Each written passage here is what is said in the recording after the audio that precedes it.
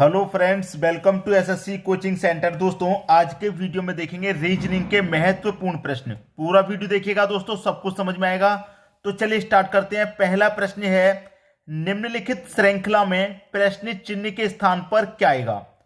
श्रृंखला सीरीज आपके सामने है 8, 5, 13, 18, 31, 49 क्वेश्चन मार्क।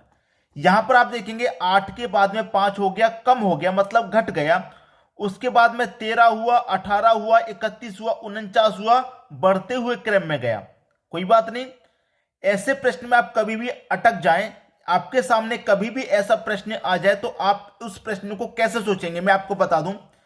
आप पहली संख्या और दूसरी संख्या को दोनों को जोड़ लें तो 8 और 5 कितना होता है भैया, 13 होता है। तो पहली दोनों को जोड़ा तो तीसरी संख्या मिल गई आपको। इस तरीके से प्रश्न को सॉल्व करना है। 8 और 5 को जोड़ा तो 13 मिल गया। अब 8 से 5 पर आ गए। अब 5 और 13 को जोड़ेंगे तो 5 और 13 कितना होता है, 18 होता है। आपको 18 मिल गया। ठीक है, 13 पर आए हैं, 13 से आगे बढ़ लो। 13 और 18 को जोड़ेंगे तो 13 18 को जोड़ेंगे 31 होता है, 31 आपको मिल गया। 18 से अब आगे बढ़ लो, 18 और 31 को जोड़ेंगे तो 49 होता है, 49 आपको मिल गया। अब 31 से और आगे बढ़ लो तो 31 और 49 को आप जोड़ेंगे तो कितना हो जाएगा, 1 और 9 10 का 0 कैरी का 1, 3 और 4 7 कैरी का 1 8, 80 हो जाएगा। कितना हो जाएगा भाई, 80 हो जाएगा। तो इसका मतलब 31 और 49 को जोड़ेंगे तो 80 हो जाएगा। क्वेश्चन मार्क की जगह पे क्या आ जाएगा, 80 आ जाएगा। और 80 कहां दिया गया, बी ऑप्शन में दिया गया है। ये आपके प्रश्न का बिल्कुल सही जवाब हो जाएगा। बात सभी की समझ में आ गई। उम्मीद करूंगा कि प्रश्न आपको आसानी से समझ में आ गया होगा। किसी को भी प्रश्न में कोई समस्या यहां पर बिल्कुल नहीं होगी। ठीक है दोस्तों, अब देखेंगे अगला प्रश्न। अगला प्रश्न है, दिए गए प्रश्नों में से असंगत को ढूंढें। असंगत का मतलब है कोई एक संख्या बिल्कुल अलग होगी। यहां पर संख्याएं दशमलव भी हैं और बिना दशमलव के भी हैं। 32, ठीक है, ये 32 हो गया, 17 हो गया, 9.5, 4.75, 3.875, यहां तक संख्या है। असंगत का मतलब है कि इन सभी में कोई संख्या सबसे भिन्न होगी, सबसे अलग होगी। वो अलग संख्या ही आपको पहचाननी है। ठीक है, तो ये प्रश्न मुझे होमवर्क के लिए देना है। आपको होमवर्क के लिए देना है भाई ये प्रश्न मुझे आपको। ये दूसरा ही प्रश्न है बड़ा मजेदार। अगर आपके सामने एग्जाम में ऐसा प्रश्न आ जाता तो आप क्या करते, इसीलिए मैं होमवर्क के लिए दे रहा हूं ताकि एग्जाम से पहले ही इस प्रश्न की प्रैक्टिस आप अच्छे से कर पाए। होमवर्क के लिए इसलिए ही दे रहा हूं। ठीक है, अगर आपसे नहीं हो पाएगा कोई बात नहीं, मुझे कमेंट करके बता देना। नेक्स्ट वीडियो में सबसे पहले मैं इसी प्रश्न को कराऊंगा। बात क्लियर है, सभी की समझ में आ रहा है। तो यहां पर इस प्रश्न का आंसर आप मुझे कमेंट बॉक्स में बताइएगा क्या है। अब देखेंगे हम अगला प्रश्न। अगला प्रश्न है, एक कूट भाषा में स्टेट को 65 लिखा जाता है, उस कूट भाषा में चाइल्ड कैसे लिखा जाएगा। स्टेट को STATE, इसको कितना लिखा गया है, 65 लिखा गया है। अगर मैं इन सभी अल्फाबेट को नंबरिंग करूं तो मुझे मालूम है कि S कितने नंबर पे आता है, 19 नंबर पे। T आता है 20 नंबर पे। A आता है 1 नंबर पे। T आता है 20 नंबर पे। E आता है 5 नंबर पे। सबको मैंने नंबरिंग किया। उसके बाद में क्या करूं, सभी को जोड़ लेता हूं। सभी को जोड़ेंगे तो 19 और 20 39, 39 में एक जोड़ेंगे 40, 40 में 20 जोड़ेंगे 60, और 60 में 5 जोड़ेंगे तो 65 हो जाएगा। इस तरह से 65 यहां पर दिया गया है स्टेट का कोड। ठीक है, अब इसी तरीके से आप चाइल्ड का निकाल लीजिए, CHILD निकाल लेंगे। C कितने नंबर पे आता है, 3 नंबर पे। H आता है 8 नंबर पे। I 9 नंबर पे। L आपका 12 पे और D आपका 4 पे। करना क्या है, सभी को जोड़ना है। ठीक है, सभी को जोड़ेंगे तो 3 और 8 11, 11 में 9 जोड़ेंगे 20, 20 में 12 जोड़ेंगे 32, और 32 में 4 जोड़ देंगे तो कितना, 36 हो जाएगा। तो चाइल्ड का कोड कितना हो जाएगा, 36। 36 मिलेगा आपको पहले ही ऑप्शन में। यह आपके प्रश्न का बिल्कुल सही जवाब हो जाएगा। बात क्लियर हो गई, सभी की समझ में प्रश्न अच्छे से आ गया। अब देखेंगे हम अगला प्रश्न। अगला प्रश्न है, यदि किसी वर्ष की 14 मार्च को सोमवार है तो उसी वर्ष की 21 अप्रैल को कौन सा दिन होगा? भाई देखिए, यहां पर मार्च दे रखा है, कौन सा महीना? मार्च का। और मार्च के बाद कब का पूछ रहा है? 14 मार्च को सोमवार है तो उसी वर्ष की 21 अप्रैल को। मार्च के बाद अप्रैल का पूछ रहा है दोस्तों, अप्रैल का। ठीक है, अब मैंने यहां पर पहले भी इस तरीके के प्रश्न बताए हैं कि उसने 14 मार्च का सोमवार दे रखा है। भाई मार्च के महीने में कितने दिन होते हैं? 31।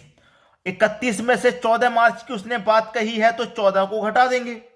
अब 31 में से 14 घटा देंगे, 17 बचेगा। तो मार्च के महीने में कितने दिन बचे? 17। मार्च के बाद जस्ट अप्रैल का महीना आता है, 21 अप्रैल की बात की है तो अप्रैल में 21 दिन की बात की है तो 21 लेंगे सिर्फ। ठीक है, अगर यहां 14 मार्च की जगह 15 मार्च दे देता तो 31 में से 15 घटा देंगे। यह ध्यान रखना, उस महीने में से उतने दिन को घटा देते हैं जिसने की उसने बात कह दी, और जितने का पूछ रहा उतने ही जोड़ेंगे। ठीक है, अब 17 और 21 को जोड़ेंगे, कितना हो जाएगा भाई? 38। 38 को क्या करेंगे? 7 से डिवाइड देंगे। 7 से डिवाइड इसलिए देते हैं क्योंकि एक हफ्ते में 7 दिन होते हैं। 7 से डिवाइड दे दो, 7 पंजे 35 तक कट गया। 38 में से 35 तक कट गया तो 3 शेष बचा। कितना शेष बचा भाई? 3। हमको इससे कोई मतलब नहीं, जो शेष बचता है हमको सिर्फ उसी से मतलब है। तो 14 मार्च को कौन सा दिन था? सोमवार का दिन था, सोमवार का। 3 शेष बचा है तो 3 जोड़ दो, 1 2 3। सोमवार में 3 जोड़ेंगे तो मंगलवार, बुधवार, गुरुवार, कौन सा दिन आ जाएगा भाई? ये आ जाएगा आपका गुरुवार का दिन। ठीक है, गुरुवार ये दे रखा है आपको सी ऑप्शन में, ये आपके प्रश्न का बिल्कुल सही जवाब हो जाएगा। बात क्लियर हो गई? सभी को प्रश्न समझ में आ गया? अब देखेंगे अगला प्रश्न।